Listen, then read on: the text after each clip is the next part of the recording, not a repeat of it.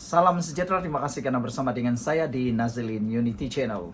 Ini berita terkini yang kita terima berkait dengan kes Zara Khairina yang telah menggemparkan seluruh Malaysia. Semua orang tertunggu-tunggu apa isu dan apa bukti serta apa dapatan terkini selepas Bukit Aman mengambil alih kes ini. Ramai yang beranggapan apabila Bukit Aman sudah mengambil alih kes ini, mesti banyak isu yang akan timbul. Ramai yang beranggapan bahwa akan ada penemuan-penemuan yang lebih menarik perhatian, yang lebih baru dan pastinya akan mengejutkan semua orang. Lebih penting daripada itu, diharapkan dengan adanya Bukit Aman yang mengambil alih, tiada lagi isu 3 darjat. Tiada lagi isu 2 darjat. Dan tiada lagi isu tentang sembunyi sana, sembunyi sini. Walaupun saya tidak percaya dengan isu sembunyi sana, sembunyi sini, tapi tak apalah. Ramai orang sekarang ini, dia lebih mau tahu apa yang dia mau tahu daripada apa yang perlu dia tahu. Salah seorang penganalisis politik yang saya suka, dia menghuraikan tentang sekarang ini kes Zara lebih kepada orang mahu dengar berbanding apa yang perlu mereka dengar. Anda faham tentang itu? Kalau faham, bagus. Baik, ini adalah dapatan terkini yang kita terima. Rupa-rupanya ada 5 pelajar yang didakwa melakukan kesalahan buli. Nah, siapa 5 orang ini? Ikuti terus ulasan ini dan pastikan Anda terus ikuti channel ini untuk mendapatkan isu-isu terkini daripada saya. Sebelum kita teruskan ulasan yang hebat ini, mari saya perkenalkan dulu kepada Anda semua. Ini terapi imun transfer factor for life. Bagi mereka yang mempunyai masalah kesehatan, bagi mereka yang mau kekal sehat, apapun masalah kesehatan Anda, sehinggalah yang ada kanser, dengarkan baik-baik berita baik yang baru hebat ini. Ini terapi imun yang meningkatkan daya imun badan kita sehingga 400%. Secara umum dan ringkasnya, apabila imun badan kita lemah, apabila imun badan kita jadi bodoh, apabila imun badan kita tidak berfungsi lagi dengan sepatutnya, kita susah sembuh daripada penyakit. Bahkan penyakit-penyakit yang biasa-biasa pun akan melekat di dalam tubuh badan kita. Kita berulang-ulang kena penyakit dan paling teruk sekali kita kena autoimun. Autoimun seperti asma, gout, dan macam-macam lagi. Semua itu disebabkan imun badan kita yang bercelaru. Tapi terapi imun ini mendidik imun badan kita menjadi bijaksana, menjadi kuat, dan mengenal mana satu lawan, mana satu kawan dalam tubuh badan kita. Apabila imun badan kita dididik menjadi kuat, bijaksana, ia akan menghapuskan semua akar penyakit yang ada dalam tubuh badan kita. Apabila akar penyakit itu dihapuskan oleh imun badan kita sendiri, maka kita sembuh daripada semua jenis penyakit. Terapi imun ini tidak menyembuhkan penyakit, tetapi mengajar, mendidik, menguatkan imun badan kita sehingga 400%. Lalu dengan kekuatan imun badan itulah kita sembuh daripada semua jenis penyakit. Dapatkan produk ini melalui nomor telepon saya yang tertera ini. Dan ingat, ini ialah produk yang ajaib, penemuan paling bersejarah dalam dunia kedokteran, dan penemuan para doktor dan saintis yang sangat hebat di abad ini. Produk ini lulus KKM, diperakui oleh dokter-dokter di seluruh dunia, halal dan luar biasa. Kalau sudah lama kau berdoa untuk kesembuhan, kalau sudah lama kau berdoa untuk penyembuhan dan cari jalan penyelesaian untuk masalah kesehatan Anda, mungkin ini jalan yang Tuhan tunjuk kepada Anda semua. Cepat dapatkan produk ini melalui nomor telepon saya yang tertera. Dan kita teruskan ulasan yang seterusnya. Jangan lupa, ini terapi imun transfer factor for berita-berita yang terkini. Baiklah, kita teruskan. Saudara-saudara sekalian, Peguam Negara akhirnya mengumumkan keputusan bahwa 5 pelajar akan didakwa atas kesalahan buli pada Rabu ini. Saudara, adakah mereka ini yang menyebabkan Zara Khairina terbunuh?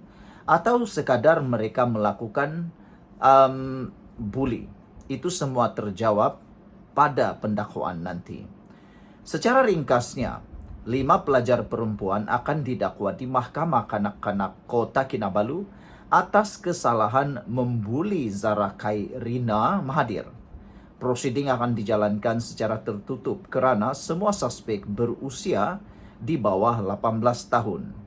Pertuduhan tidak menjejaskan prosiding inquest dan siasatan polis yang masih berjalan menurut laporan ini. Saudara, 5 pelajar perempuan akan dihadapkan atau dituduh di Mahkamah Kanak-Kanak Kota Kinabalu, Sabah pada Rabu ini berhubung kes melibatkan pelajar tingkatan 1 Zara Khairina Mahathir. Peguam Negara Tan Sri Muhammad Dusuki Mokhtar berkata demikian ketika dihubungi Esro Awani pada Isnin. Kesemua mereka akan didakwa bagi kesalahan membuli, katanya lagi. Sementara itu, Muhammad Dusuki berkata prosiding akan dijalankan secara tertutup, memandangkan kesemua suspek berusia 18 tahun ke bawah. Terdahulu, beliau dalam kenyataan berkata pihaknya memutuskan untuk mendakwa beberapa individu selepas meneliti kertas siasatan yang dikemukakan polis. Bagaimanapun, kata beliau, itu tidak akan menjejaskan proceeding inquest kematian Zara Khairina yang dijalankan di mahkamah nanti. Selain daripada itu, pertuduhan berkenan juga tidak akan menunggu siasatan yang masih dijalankan polis. Zara Khairina, pelajar tingkatan 1 Sekolah Menengah Kebangsaan Agama SMK Tun Datu Mustafa Limawan di Papar, Sabah, ditemukan tidak sedarkan diri dekat longkang asrama sekolah pada jam 3 pagi 16 Julai lalu sebelum disahkan meninggal dunia sehari selepas itu. Saudara, ini adalah satu berita ataupun satu keputusan yang memang mengejutkan kita semua. 5 orang didakwa atas kesalahan buli pada Rabu ini.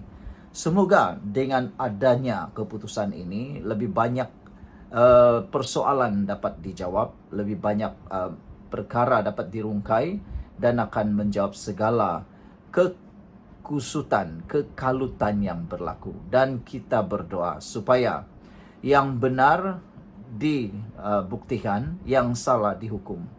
Dan jangan sampai pula ada orang yang teraniaya. Jangan sampai pula ada orang yang menjadi teraniaya. Kita mahu yang melakukan kesalahan benar-benar dihukum, manakala mereka yang tidak bersalah dapat dibuktikan tidak bersalah. Kita juga berdoa supaya tiada lagi isu-isu tunggang sini, tunggang sana berkait dengan isu Zara Khairina ini. Sebab kita ketahui ramai juga orang sekarang ini yang coba menunggang isu ini, termasuk pencipta-pencipta konten di luar sana. Salah satunya yang paling populer ialah tentang berita palsu berkaitan dengan kononnya ada spekulasi membabitkan mesin basuh. Tapi bila saya baca di dalam ruangan komen ataupun ulasan-ulasan terkini berkaitan dengan perkara ini, memang tidak logik sama sekali. Bayangkan macam mana macam mana mau cakap macam mana satu tubuh badan manusia boleh masuk dalam mesin basuh. Itu antara komen ataupun hasil daripada siasatan para penganalisis yang ada di luar sana. Mereka kata macam mana mungkin satu tubuh yang besar boleh masuk di dalam mesin basuh lalu dicuci dan menutupnya pun susah. Itu logiknya. Jadi logiknya saja tak boleh pakailah. Jadi sekarang ini penyebar fitnah sudah mula takut dan ada sudah yang mula memadam hantaran-hantaran mereka. Sebab mereka tahu bahwa kebenaran satu persatu mula dapat dibuktikan. Semoga keadilan untuk Zara dapat ditegakkan untuk kita semua. Sekian untuk kali ini. Jangan lupa tinggalkan komen Anda. Bye-bye.